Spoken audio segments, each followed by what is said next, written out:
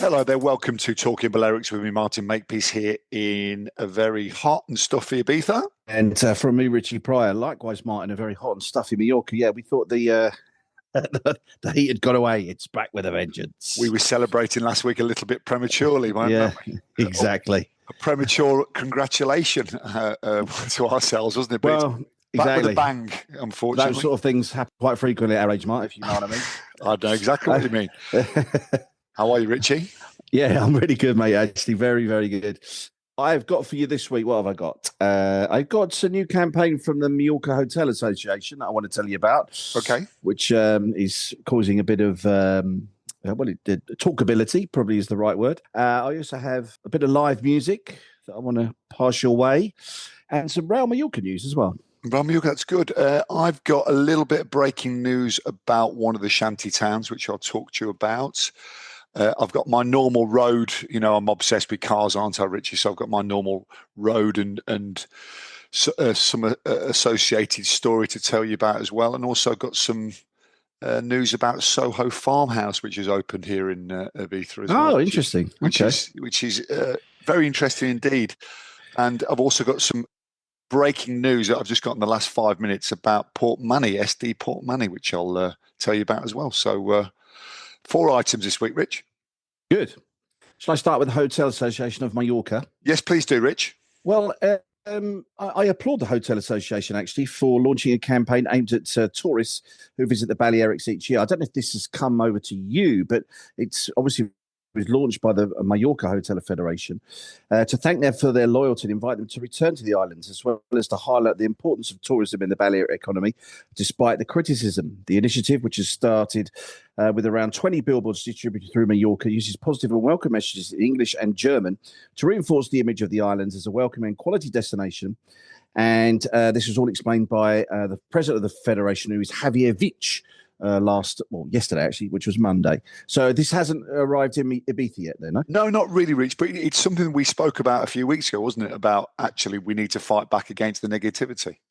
Yeah, totally. And particularly, obviously, I don't know if you've seen or heard that there's been some negative graffiti being sprayed around about tourism again in and around Palma and other areas as well. And it's just not good. And someone's just got to do something about it. And I applaud the Hotel Association for doing it. On the other hand, hello. Here we go. On the other hand, is there a caveat? Is there a caveat to your? Well, the grammar on the English ain't that great, Mark. Oh no, as we say, it ain't great, if I say to you, this is one of the billboards. This is what it says. It says, "Tourists, go home happy. Be happier. Returning to Mallorca soon." What does that mean? Exactly. Now, when I am part of the Federation of Mallorca Hoteliers WhatsApp group, right. And I sent a message this morning to say, I'm not quite sure what the message is, but it doesn't really make sense grammatically. Have you asked somebody who is actually English to put this into, translation rather than using ChatGPT or Google Translate? And I didn't get sort of the answer that I was looking for, to be honest with you. No, they weren't too pleased that I was sort of passing on a negative comment. And I said, look, I'm positive about the message. I said, but I'm English. I work at an English radio station. I work for an English newspaper. Why not ask somebody that is English for the actual sort of thing that you're supposed to say? Because as far as I'm concerned, that's more. What's more important? The message is important, but what's more important is the message that it actually reads properly. The message about the message, I suppose, is the most important thing, isn't it? In reality, yes, basically. But isn't this so true, though, Rich? How many times have we seen it on billboards and like that? It's so frustrating because, luckily, the mayor of San Antonio, Marcus, who's a good friend of mine, he sends me a lot of stuff through and says, can you just run your eye over this? And it takes me 5 minutes, 10 minutes, and I go back and tweak it a little bit. But the fact they're going to put that on billboards, it's quite shocking, really, isn't it? It's got to be said. Well, really, in reality, look, it only takes a little bit of tweaking. It's dear tourists, we hope you go home happy, and we look forward to you returning soon. Thank you. Yeah, exactly. That's all it needs to be said. Yeah, do you know what I mean? But what they told me was, I spoke to the lady this morning. I won't mention her name. When I spoke to the lady this morning, she said, "Well, it's a play on words from the Stick with Your Mates campaign." Right. And I said, "Oh, that's well and good, but you obviously the person that's reading has to understand that there is a stick with your mates campaign as well. And once again, we both applaud. We know that, we both applaud the stick with your mates campaign. We think it's great. But the message has to be clear and concise and grammatically correct, in my opinion. Well, the thing is, if it's not grammatically correct, then everyone looks stupid, don't they? The authorities look stupid because, unfortunately, in reality, yes. I mean, remember, and I don't want it to be turned into a negative, because I think it's a very positive message, and I want it to be right. No, I know. I mean, that's the most important thing. Absolutely, and it's fighting back against the haters, which is really important. But you know what it reminds me of, Rich? A few weeks ago when you told me about the billboard campaign, we talked about the Wonder Bra. Remember that, where it was just "Hello, boys." Just very simple and very effective, and that's what they need to do: simple and effective. Don't overplay it. Don't try and be too clever. And the fact that you've gone against them, I can see them getting really upset at you, because they'll feel really good about themselves, and all of a sudden you've kind of put the pin in the balloon, haven't you? Yeah, but if you actually look at the billboard again, let me just explain what it says again. It says tourist, doesn't say tourists, because it's not plural. Go home happy. Be happier returning to Mallorca soon. So you know what's going to happen. No, but there's going to be some spray can fella out there who's going to cross out the word happy, and it's just tourists go home. Yeah, absolutly. Do you know what I mean? I mean, it's daft. It's frustrating, isn't it? That's the thing. Very frustrating. Very frustrating. Because we all know what they mean, but sometimes, the road to hell is paved with good intention, isn't it? Exactly. And as I say, the comment I got this morning wasn't that positive. So I just thought, I'll leave it. There's no point. I'm not going to argue. But that's the problem as well, because you've tried to be proactive and you've got shot down. So how very annoying. Shanty towns, Richie. We do have a few, Mark. Not many, but I know you have more of a problem in Ibiza. Yeah, well, I was just driving into Ibiza town this morning to do a few errands, and I saw that the big shanty town on the road from San Antonio to Ibiza on the right-hand side as you're coming into Ibiza town, I think it's called Camrova 2. I might be wrong on that, so please don't quote me, but I think it's called Camrova 2, was being dismantled with, must have been 15 police cars there. There was 3 or 4 big JCBs. They've broken up all the debris, and in one way, I applaud it, Rich, because I don't like these shanty towns at all. I think it's a really bad look, and I question the dynamic behind it. We've spoken about that before. But on the other hand, we are talking about human beings here, and I think there was 32 families living on this shanty town. Right. And if they destroy the shanty town, where are these people going to go? Let's put the human side into it as well. So where are they going to go? So it's okay destroying them, but you've got to kind of offer them assisted housing, or you've got to offer them something, because otherwise, and a lot of them had children. So as I say, there's two sides to that coin. As I said, I don't like the shanty towns. I think it's a really bad look for Ibiza. I question the motives about the people living in the shanty towns, but it's the middle of July. 32 families are now without a home. So I think the government have to be proactive. They have to look to rehouse these people, or look to offer them something, or even if it's pay them to leave the island. I know, sounds a bit drastic, but if they can go elsewhere and find housing that's not in the Balearic Islands, then maybe look at that as well. But as I said, 32 families don't have a home today, which is quite sad, really. Let me get onto the subject of live music, Mark. Yeah, because obviously in Ibiza, DJs are the sort of the big thing in Ibiza. With all your big clubs, live music is probably larger here than DJs. If I'm perfectly honest. Yeah, of course.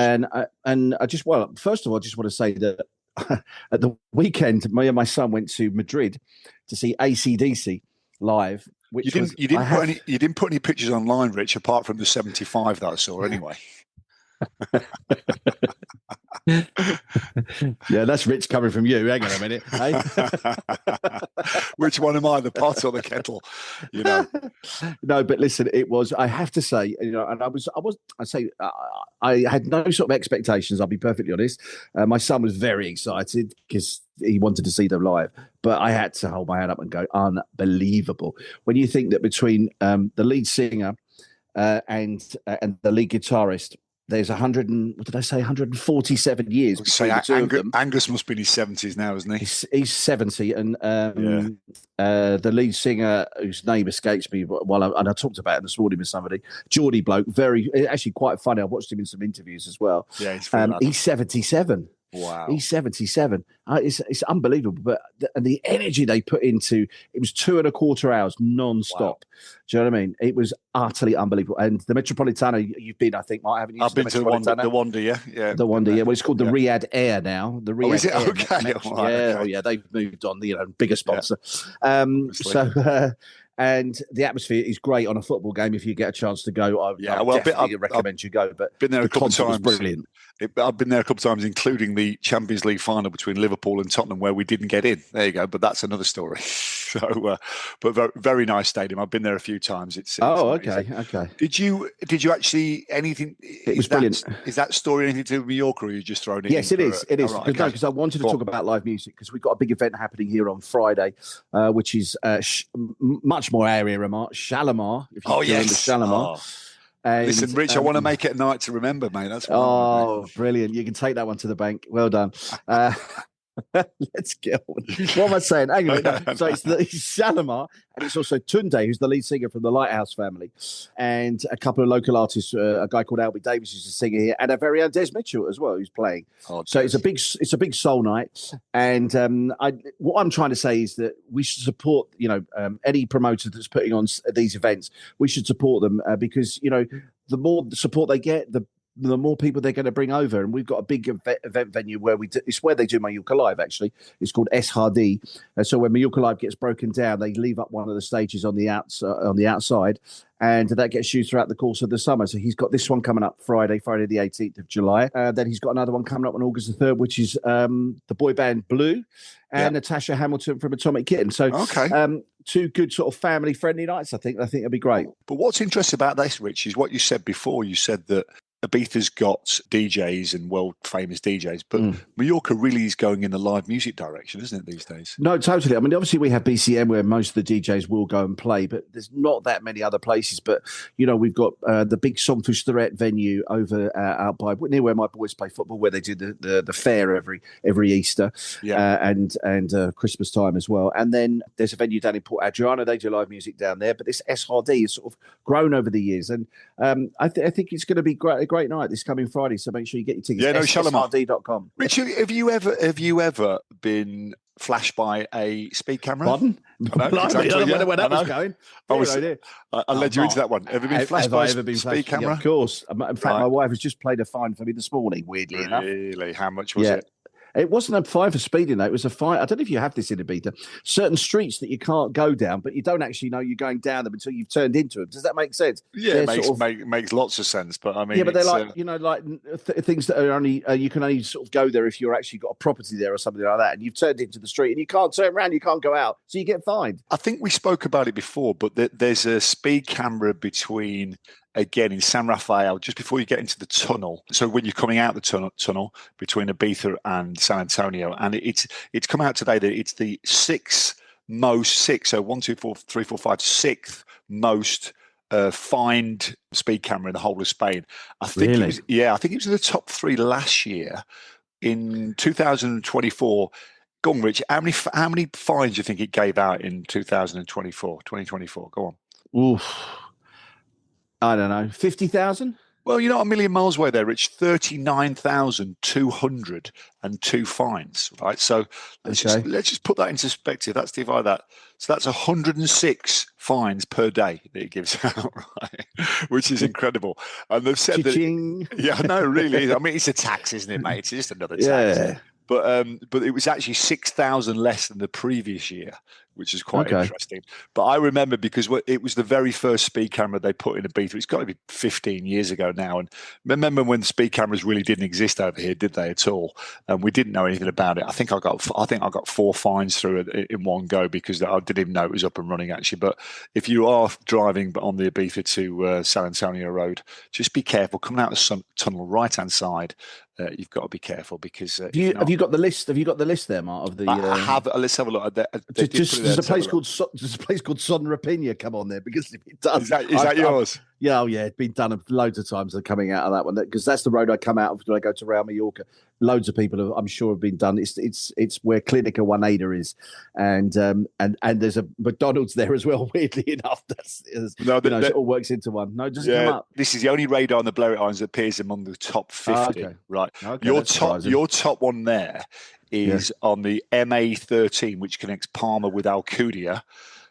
Which got 7,100, and then there's another one that's between Campos and Felanix. Felanix, yeah. So I mean, right. we're pretty active in the Balearics, aren't we, for that as well? Yeah, so, definitely. Yeah, be careful out there. I'm going with what I said about the roads last week, mate. It really is it's chaos out there, isn't it, this time of year? It really is. Oh, mate, it's at the moment. Well, I mean, to be honest with you, we're getting towards the stage now that a lot of people do go away. You'll be surprised. Yeah. A lot of people are surprised that a lot of businesses do close down for the month of August, don't they? Like lawyers and etc. They all close down, and so. Yeah, you're right. It's getting a bit quieter out there, isn't it? As the summer goes on, I think I don't know when it's busiest over there, but I think maybe April, May, early June's the busiest over here. But we're just coming into peak season where people don't bother going out anymore; they just stay in because it's so hot. What else you got, Mark? Finally, I've got from me. Well, before with my little football story, Soho Farmhouse, Rich, is opening, which is a really interesting concept over here on the island of Ibiza. Very famous all over Europe these days. Soho Farmhouse, very middle class. It attracts a certain bougie crowd. I think it'd be fair to say that, and it's absolutely ideal for Ibiza. It really is. It's opening I think it had its unofficial kind of soft opening this last weekend because a lot of stuff came up online, and I got an email about it asking if I wanted to become a member, and I thought, yeah, I'll do that. So I went through it, and guess how much it is to become a member, Rich? Well, at least $1,000, maybe more. 2,500 it came up on it. It said to me, which I was thinking I was going to be a free member, and then I realised it's 2,500. Don't they know who you are, Mark? Have you not mentioned? I am going to send them a cover note saying, come on, you need people like me in there, obviously. But no, all joking aside, Rich, it's a perfect fit for Ibiza. It's going to be open all year round. There's 18 rooms there. It's an old agriturismo that they've taken over. I'd like to know how much they've paid for this, because an 18-room agriturismo with a tourist license, that won't be cheap, will it? They've done a massive refit on it, and it looks absolutely fantastic. So I will go in the next few weeks, report back. But the big news from the opening party was that Margot Robbie was there. I saw her picture actually. Saw that, didn't you? And she was at O Beach the day before as well. So she's doing the rounds. But I mean, I think it's fair to say that she's a fully certified A-lister, isn't she, Rich? Yeah, very good. We mentioned about the superstars coming over. I think that's just the sign of things to come now. I don't know if you saw my story on my Instagram this week, but the big boys are in town, mate. The massive yachts are out right outside my front door. It's funny what you said about Cristiano Ronaldo. They've gone now. I think it must have been the wind. It was probably the wind played up, because they don't usually come this side. They usually go Formentera and Ibiza town. But the big boy yachts are in town. Margot Robbie's in town. Ibiza is in action. So, listen, this week I had the privilege of going to visit all the installations at Real Mallorca. Nice. Because I haven't really had the chance to actually go around and visit, all the different stadium or things they offer at the stadium, to be perfectly honest, from a ticketing point of view, from a convention point of view, from a fans point of view, and from a daily point of view, basically. Because what they've done is the commitment to the council is that for giving them the opportunity to expand the stadium and, change the seating, etc., that they would open the stadium up for 365 days a year. So they've built a sports cafe. They've now built a gym.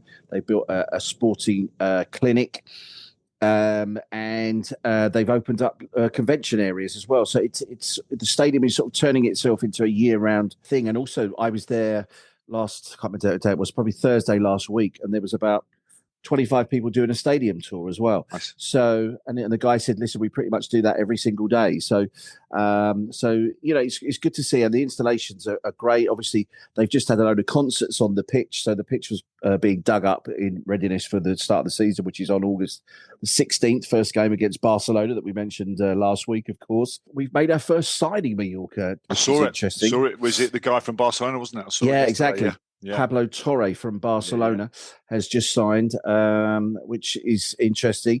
It came up on Fabrizio Romano, which doesn't happen very often, does it? With that doesn't. Mallorca. I was like, wow, I saw that this morning.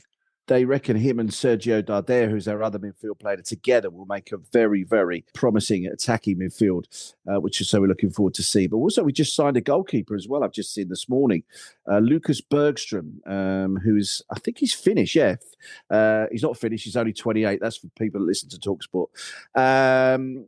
They won't get that one. Don't worry. But he's just signed on for the next 2 years, which is interesting because we have two goalkeepers that could either leave or stay. We don't really know. That says to me that one of them is going to go. We don't know which does. We don't really know which one it is. Is it Grief, Dominic Grief, or is it Leo Roman, who we know, of course, is from Ibiza? I know they've offered Leo Roman better terms on his contract, which seems that he could be the one that will be the one that's staying. But I haven't heard anything about Dominic Grief yet. So we've got two very good goalkeepers. So let's see. Season starts in a month's time. Is the stadium, Real Mallorca Stadium, owned by the local authority, or is it owned by Real Mallorca? Yeah, no, it's still owned by the local authority. Yeah. It was a stadium that was built for I don't know if you remember, it was many, many moons ago, sort of late 1990s, I think. It was the World Student Games. I remember that, Rich, yeah. I remember that. And so basically it was handed then to the football club to use, because obviously what use were they going to use it afterwards? And the biggest problem with the stadium was that it had a running track around it. Do you know what I mean? So, which means you were far, far away from the pitch. But what they've done is they've now removed all the running track. All the four stands now are next to the pitch, and it's spectacular. The stadium, I have to tip my hat to the Americans. They've done what they said they were going to do. They spent a lot of money, finished 10th, which is pretty good. Amazing. For a team Amazing. That's got hardly any budget, which is how it works here in Spain. And interestingly enough, when I spoke to the guy, we were talking about this, the way that they're obviously trying to generate more income. And the more income you generate, not just from the footballing side, any other income you generate does go towards your budget for the season as well, for your playing budget, which is really, really important for Mallorca. Do you know what I mean? So this is a reason for them to be doing all these things. The good thing I was going to say there, Rich, is that if they're utilising this and offering tours, I think it's good for the whole community. It puts the club out there. It gives Mallorca another string to its bow, doesn't it? It's not just about tourism; it's about football and sporting as well. So I think it's a real positive move in the right direction. Big news off the wire today, Rich, as well. SD Port Money, my local side. It's the side of San Antonio. They were relegated on the last day of the season last year. They were relegated from the third division down to regional. As you know, that's the third division, which is the fifth tier of Spanish football, if I'm not mistaken. Big news today. There's been a dropout. I can't confirm who it is, but I've just had news that Port Money will definitely be back in the third division that's good news. This year, rather. So let me say that again. I've had the word today that SD Port Money will definitely be in the third division this coming season, which is great news because obviously my son plays for that team as well. So it's semi-professional football. Really, really important that the Ibiza teams, as well as the Mallorca teams, play at the highest possible level. So there's some form of pathway for youngsters playing football on the island. They don't have to leave the island. So big news today, something we're celebrating. So SD Port Money, third division next year. Fantastic news. Better news for the kit suppliers and the sponsors as well. I probably very, think, Mark. Very good. In fact, I've been sending emails all morning, Rich. I'm sure. Fantastic. Good to speak to you, mate. And you, mate. You take care. Have a great week. See you, mate. Take care. Bye-bye. Make me dance.